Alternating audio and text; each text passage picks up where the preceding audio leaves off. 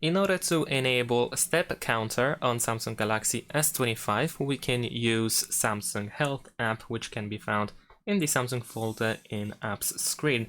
Over here, go to Health, and let's press Start. Just wait a couple of seconds.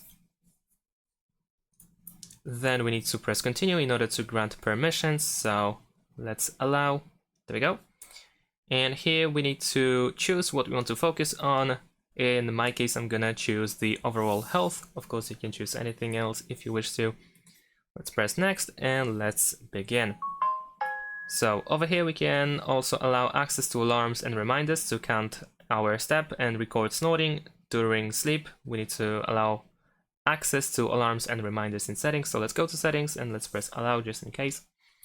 And there we go. Over here now we should be able to see our step counter. We can of course open the app in order to see the counter over here, but in addition to that we can add the counter, for example, to the home screen. So we can press and hold our finger on the empty space in the home screen, go to widgets, and then over here we should be able to find, for example, this steps option, this widget.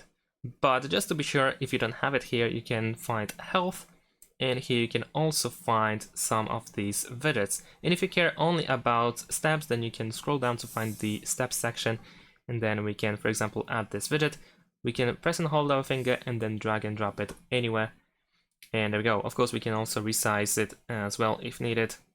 And there we go. We have a cool widget with our step counter visible all the time.